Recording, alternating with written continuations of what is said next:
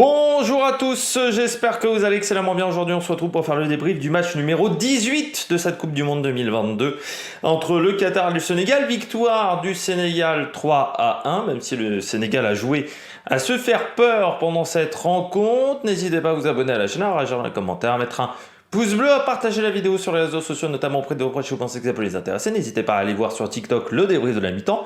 Et n'hésitez pas également à aller voir EPS 2.0. Qatar-Sénégal, match donc numéro 18. Deuxième match pour ces deux équipes, parce qu'on rentre dans la deuxième journée des phases de poule.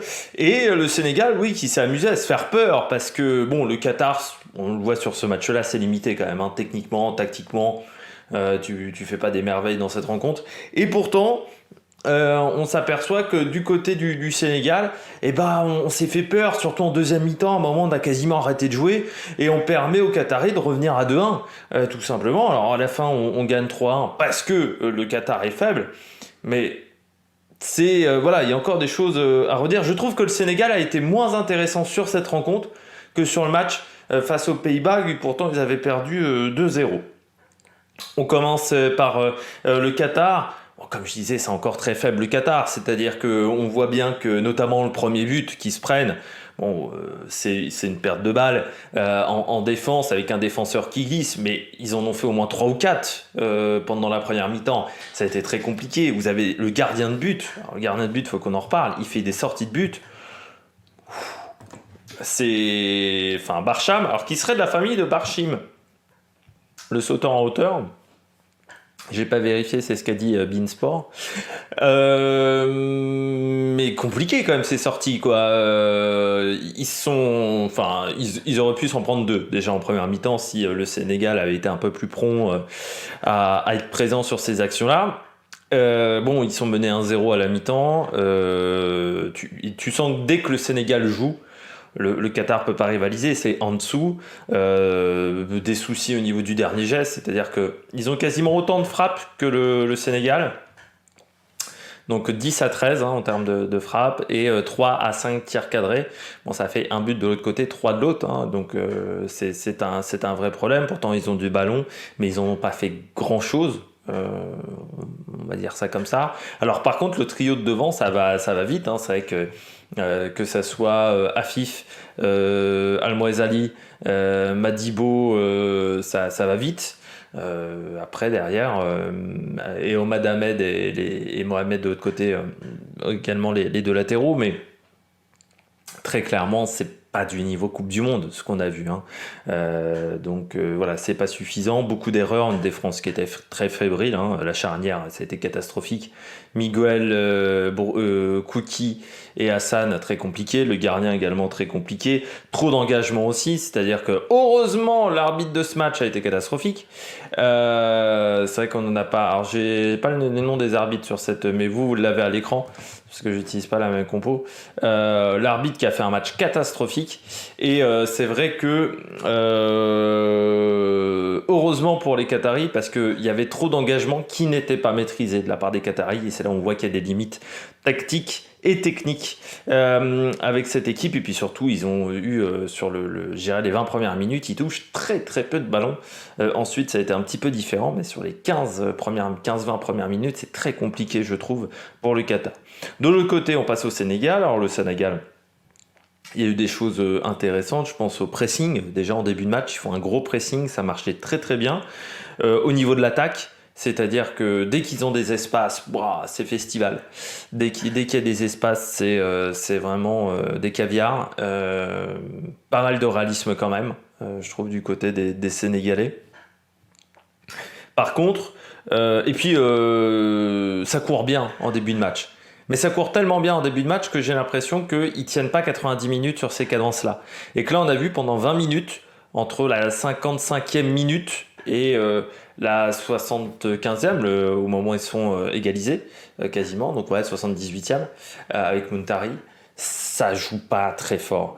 Et pendant 20 minutes, vraiment, ils sont sur un rythme qui est extrêmement lent. On a l'impression presque qu'ils veulent se prendre un but. Et j'ai l'impression que c'est parce que physiquement, ils n'arrivent pas à tenir la cadence Et il y a vraiment une baisse de rythme à partir de la 60e minute qui est assez nette, je trouve. Je trouve également que sur les replacements, la défense sénégalaise, il va falloir retravailler ça en termes de replacement et d'organisation. Je trouvais qu'à certains moments, du côté de l'organisation, vous aviez eu 7-8 joueurs qui étaient quasiment sur la même ligne et qui ne savaient pas quoi faire, qui ne savaient pas qui devait intervenir sur qui devait aller sur le porteur de balle, qui devait rester dans sa zone. C'était assez compliqué à certains moments la défense, je trouve, du Sénégal, et les replacements qui n'étaient pas suffisamment bons et suffisamment rapides du côté des Sénégal, ce qui a laissé de la place notamment à Fif, qu'on a bien plus vu sur ce match-là que sur le match face à l'Équateur, qui était beaucoup plus performant dans ce domaine-là. Je crois que j'ai un petit peu tout dit, avec des passes également qui n'arrivaient pas toujours à destination. Je trouve qu'en précision de passe à certains moments du match, pas tout le temps, mais sur les derniers gestes, c'était parfois un petit peu compliqué du côté du Sénégal pour se créer des occasions. On passe aux joueurs du match, parce que j'ai pas beaucoup de choses d'autres à dire entre ces deux équipes. On a fait le tour. Donc on passe aux hommes du match du côté de cette équipe qatari. Afif quand même, qui a été pas mal en vue sur cette rencontre. Je trouve que autant sur le premier match, j'avais été assez déçu parce qu'on nous l'avait vendu quand même. Là, autant on a vu un peu plus Afif parce qu'il y avait un peu plus d'espace. Quand il a des trous, ça se passe pas mal pour lui. C'est dommage qu'il soit obligé de tirer les corners. Parce que je pense que quand tu es attaquant et que tu es obligé de tirer les corners, ça montre bien que le collectif n'est pas très fort du côté du Qatar. Je trouve ça un petit peu décevant quand ça arrive dans les sélections que le joueur qui peut le plus marquer de but soit obligé de tirer les corners. Ça me sidère toujours un petit peu. Si, j'ai oublié de noter du côté du Qatar, j'ai bien aimé, ils ont fait des combinaisons, notamment sur coup de pied arrêté, qui je trouve marchaient plutôt pas mal, notamment sur les corners. Et ça, c'était plutôt intéressant. Du côté du joueur qui a été en difficulté, Barcham, Mersal Barcham, qui les sorties très très difficiles. Enfin voilà, il a fait beaucoup de gestes qui n'étaient pas au niveau. Donc ça, il faudra vraiment retravailler ça. C'était des sorties qui n'étaient pas du tout académiques, contrairement à l'académie Aspar. Et il faudra faire mieux. Du côté du Sénégal, le joueur du match pour moi c'est Mendy. Il sauve la patrie à un moment où ça jouait pas du tout. Il a fait des arrêts qui étaient vraiment très déterminants et surtout c'est important parce que quand les équipes vont faire de la vidéo, donc là le prochain adversaire c'est l'Équateur, ils vont voir Mendy dans la tête des attaquants. Les attaquants vont se dire ça va être compliqué. Donc il va mettre le doute dans les attaquants équatoriens. Donc ça c'est bien parce qu'il a fait vraiment des très très belles sorties. Je trouve que du côté de Dia également fait pas un mauvais match. Du côté de l'attaque, moi j'ai trouvé plutôt pas mal. J'ai trouvé par contre que Diallo et Koulibaly laissaient des trous énormes du côté de la charnière et ça c'est pas normal.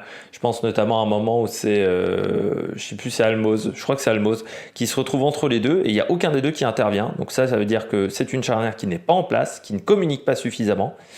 Et une charnière qui ne marche pas, c'est une équipe qui ne va pas très loin en Coupe du Monde. Pour aller loin en Coupe du Monde, il faut une charnière qui marche. Je pense notamment il y a 4 ans, Umtiti, Varane, ça marchait plutôt très bien. Donc il va falloir améliorer ça du côté du Sénégal.